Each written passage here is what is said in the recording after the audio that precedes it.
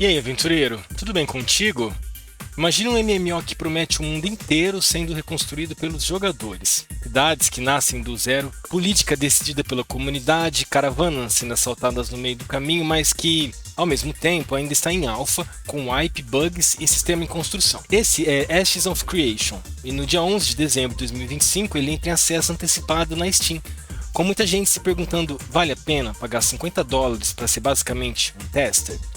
Hoje, a ideia é bem simples, apresentar Ashes of Creation para quem nunca encostou no jogo, tirar ele do pedestal do hype e colocar os pés no chão. O que ele é de fato, o que ele já entrega, o que ainda está cru, e para quem faz sentido entrar no Early Access agora e para quem é melhor esperar. Aqui a gente fala de MMO e JRPG sem panfleto de marketing, então bora direto ao ponto. Eu sou o Bruno e você alcançou o nível extra.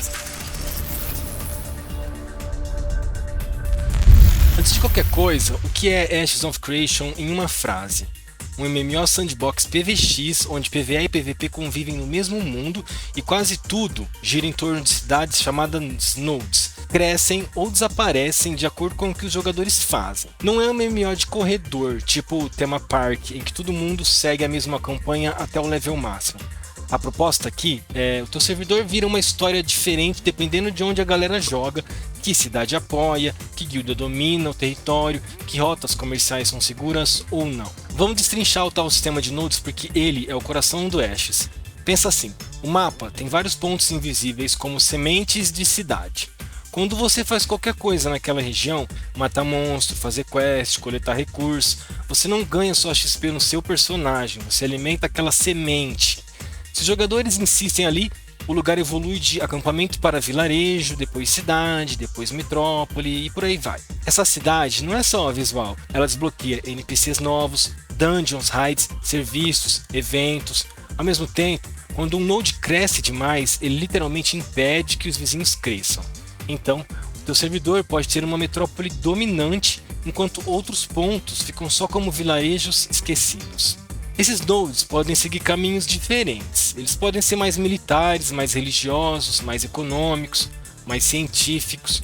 Isso muda como o prefeito é escolhido, quais bônus a cidade dá, qual tipo de conteúdo aparece ali. E sim, tem prefeito, jogador mesmo. Os cidadãos daquela cidade votam, pagam imposto, decidem junto quais prédios vão ser construídos. Em vez de um hub de MMO pronto pelo game designer, você tem uma cidade que a comunidade literalmente configurou ao longo de semanas e meses. Isso é muito interessante. Só que se tudo é construído pelos jogadores, tudo também pode ser destruído por eles. Nodes podem ser atacados em cercos, castelos mudam de dono, cidades podem cair e sumir do mapa. Isso significa que o endgame não é só matar o boss final da raid, é também participar da história daquele servidor, ajudar a erguer o império, destruir o império inimigo, proteger uma rota comercial que sua guilda depende. Aí entra outro grande pilar do Ashes of Creation, o PvX. O jogo tem PvE pesado, mas PvP está em todo lugar. Não existe mapa seguro no sentido clássico. Em teoria, você pode ser atacado em qualquer lugar do mundo, inclusive perto de cidade. Só que isso vem com um sistema de bandeiras e corrupção. Se você mata gente que não te bateu de volta, você acumula corrupção, fica mais frágil, tem mais chance de dropar itens, vira alvo de caçadores de recompensas. É a forma da Intrepid tentar equilibrar aquela fantasia do mundo perigoso com o inimigo de proteção para quem só quer fazer sua rota em paz. Falando em rota, tem um sistema inteiro de economia e caravanas. O mundo é dividido em regiões e o preço dos recursos muda de um lugar para o outro. Então, transportar madeira, minério, comida ou itens de uma cidade para outra vira um conteúdo em si. Você monta uma caravana, escolhe percurso, chama amigos para a escolta. Outros jogadores podem se registrar oficialmente como atacantes daquela caravana e se ela cair, parte da carga vai embora. Em vez de teleporte mágico para todo recurso, o jogo força logística, escolha de rotas e conflito entre guildas. Esse mundo onde tudo acontece se chama Verra. É um planeta de fantasia medieval com vários biomas diferentes, floresta, tundra, deserto, áreas corrompidas, regiões subterrâneas. A proposta da Intrepid é ter um mapa bem grande com muita área de água, conteúdo naval e combate em mar aberto e tal. Aos poucos, eles também estão colocando clima dinâmico e estações inverno, verão, chuva, neve. A ideia é que isso mude qual monstro aparece, que planta nasce, que dungeon abre, se um lago congela ou não. Em teoria, a mesma região pode parecer um mapa diferente dependendo da estação.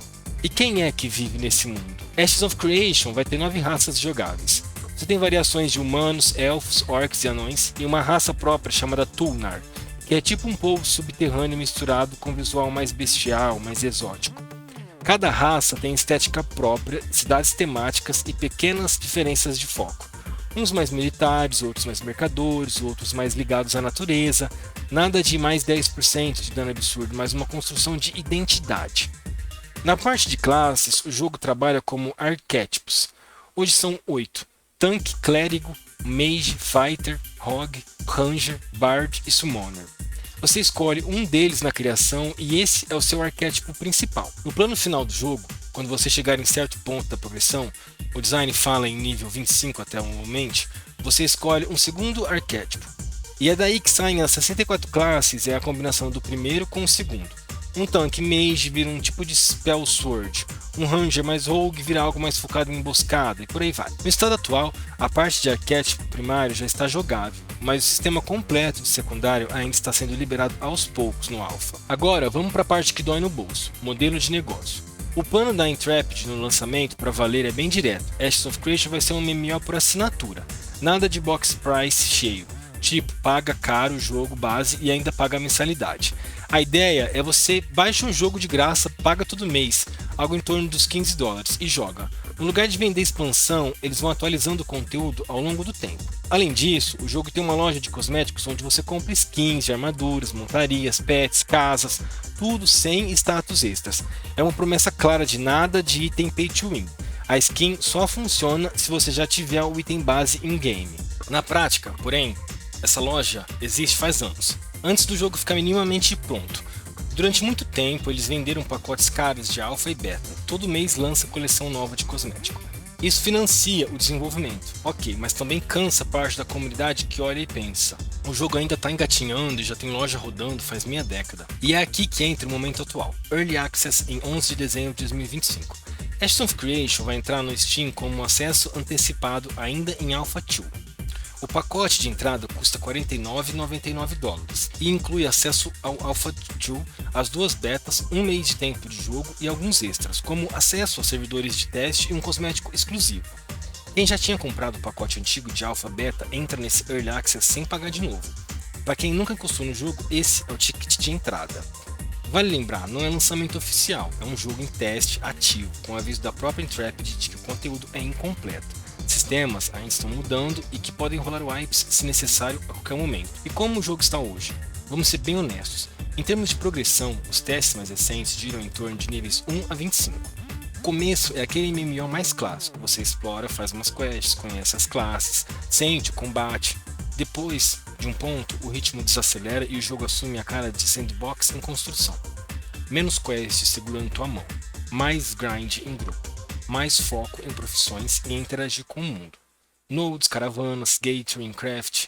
Em PvE, você já tem algumas dungeons, raids de mundo, eventos dinâmicos, mas nada próximo de um endgame completo, que você esperaria de um MMO lançado. No PvP, o básico do sistema de flagging, corrupção e conflitos entre guildas já existe. Dá pra ver o esqueleto de algo muito interessante ali. Tem guerras entre cidades, tem disputa por castelos, tem briga por rotas comerciais. Só que uma coisa é ter as regras, outra coisa é ter conteúdo suficiente e incentivo certo para isso se tornar rotina. Hoje, o feedback de quem joga Alpha é divertido. Tem umas noites muito boas de PVP, mas falta profundidade e polimento para virar aquele ciclo vicioso de logar todo dia porque sempre tem algo grande acontecendo. É exatamente isso que divide a comunidade. De um lado, você tem a galera que joga desde as primeiras alfas e diz, mesmo quebrado é um dos MMOs mais divertidos que eu já testei. A fundação é muito boa, o mundo tem personalidade, e ver uma cidade crescendo porque a gente decidiu viver ali é incrível. Do outro lado, tem gente olhando de fora e enxergando um projeto que já está em desenvolvimento há muitos anos, ainda parece distante de um lançamento final, e agora vai colocar a cara no Steam em estado de alpha, cobrando acesso. Isso levanta a suspeita de que o Early Access é tanto uma decisão de design quanto uma forma de levantar mais dinheiro e encher o servidor de tester pago.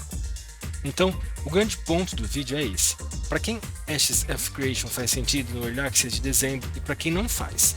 Se você é o tipo de jogador que gosta de MMO em construção e se anima em participar de teste, dar feedback, ver sistema nascer e morrer, não se importa com o hype e entende o risco de investir tempo em algo que pode mudar completamente, Ashes talvez seja uma das experiências mais interessantes para acompanhar hoje, especialmente se você curte política de guilda, disputa por território e não tem pavor de PVP aberto. Agora, se você é aquela pessoa que já tomou trauma de Early Access e não aguenta mais promessa, quer sentar e jogar um MMO com endgame definido, sistemas fechados e uma base de conteúdo grande, não é o momento.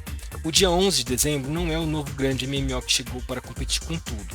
É um laboratório gigante com porte de projeto ambicioso tentando amadurecer na frente de todo mundo. Tem também um meio termo. Quem está curioso, tem grana disponível, mas não quer virar um escravo de bug. Esse jogador pode muito bem comprar o Early Access sabendo que não é para hardar level máximo, mas para passar um mês explorando Verra, sentindo o combate, entendendo nodes, vivendo umas guerras de guilda e depois decidir se quer acompanhar a evolução ou esperar o lançamento oficial. O importante é entrar sabendo no que está se metendo, não como se estivesse comprando um produto pronto, e sim um projeto em andamento. No fim das contas, Ashes of Creation é isso, uma ideia muito forte, um conjunto de sistemas que se encaixarem pode entregar um MMO bem diferente do que a gente está acostumado. Só que a ideia forte não paga a conta sozinha. O que vai definir o futuro do jogo é a capacidade da Intrepid de transformar esse laboratório em algo consistente, divertido, acessível e desejável para mais gente, sem se perder em promessas intermináveis. Se você curte esse tipo de análise mais pé no chão, sem panfletos nem hater gratuito, já deixa aí nos comentários o que você acha de MMO em Early Access e se entraria em Ashes of Creation agora ou só no lançamento valendo, certo? E se esse vídeo te ajudou a decidir, aí sim vale aquele likezão e a inscrição para fortalecer o nível extra. Porque aqui a ideia é sempre essa, te dar contexto suficiente para você tomar suas próprias decisões como jogador. Obrigado por assistir ao vídeo até aqui. Críticas, dúvidas e sugestões são muito bem-vindas nos comentários. A gente se vê no próximo nível. Até lá!